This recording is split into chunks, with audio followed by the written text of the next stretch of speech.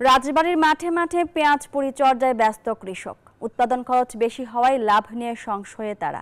এই বিষয়ে বিস্তারিত জানাতে রাজবাড়ী থেকে যুক্ত হচ্ছেন সহকর্মী মিঠুন গোস্বামী।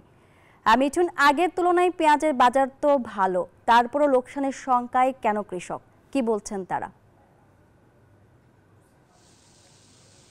ধন্যবাদ আপনাকে। আপনি জানেন যে দেশের যে মোট পেঁয়াজ উৎপাদন হয় তার 1/3 পেঁয়াজই রাজবাড়ী জেলাতে উৎপাদন হয়।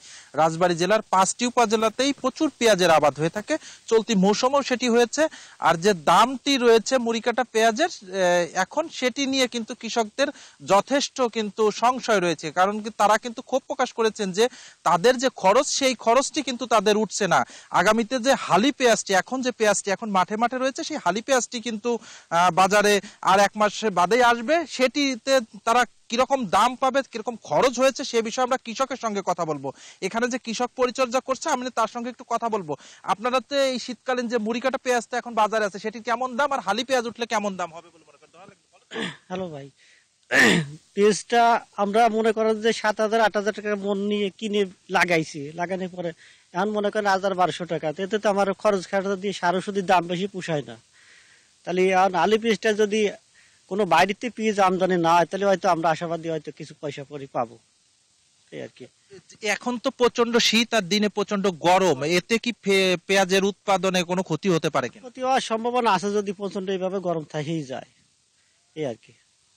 ধন্যবাদ। আমরা কৃষকের কথা শুনছিলাম যে আপনার দেখাচ্ছি যে এই মাঠে কিন্তু প্রচুর পরিমাণ পেঁয়াজের আবাদ হয়েছে। এই পেঁয়াজটি কিন্তু 1 থেকে 1.5 মাসের মধ্যেই এটি বাজারে আসবে। এই মাঠে কিন্তু প্রচুর কৃষক আছেন, তারা কিন্তু এই পেঁয়াজটি বাড়তি যত্ন নিচ্ছে, যেহেতু সারা রাত ধরে কিন্তু প্রচন্ড ঠান্ডা পড়ে এবং দিনে প্রচন্ড গরম। কৃষক বলছে যে এই ঠান্ডা এবং গরমের জন্য কিন্তু তাদের যে উৎপাদন সেই উৎপাদনে কিন্তু ব্যাঘাত ঘটতে পারে। এছাড়াও আমরা কৃষকদের সঙ্গে যে দামের বিষয়টি জেনেছিলাম, যে তারা আমাদেরকে যেটি জানিয়েছিলেন যে আসলে এই চলতি মৌসুমে তাদের সার কীটনাশক সহ যেসব পেঁয়াজের বীজ সেটিতে কিন্তু যথেষ্ট বেশি দাম দিয়ে কিনতে হয়েছে, যার কারণে কিন্তু তাদের উৎপাদন খরচও বাড়ছে। আর আমরা কৃষি বিভাগের সঙ্গে কথা বলেছি, তারা আমাদেরকে জানিয়েছে চলতি মৌসুমে রাজবাড়ী জেলায় প্রায় 40,000 হেক্টর জমিতে পেঁয়াজের আবাদ হয়েছে। এর লক্ষ্যমাত্রা ধরেছে 5 লক্ষ মেট্রিক টন। আর কৃষকরা কিন্তু আমাদেরকে জানিয়েছে তারা যে পেঁয়াজের আবাদ করেছে তাতে কিন্তু যে কৃষি বিভাগের যে লক্ষ্যমাত্রা এবং ধারণা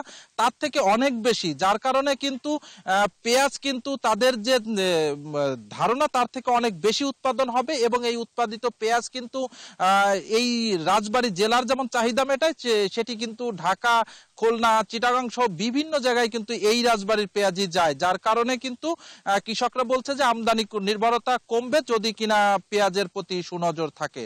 এতটুকুই ছিল আমার কাছে রাজবাড়ী থেকে পেঁয়াজ চাষের সর্বশেষ তথ্য। ফিরে যাচ্ছি স্টুডিওতে।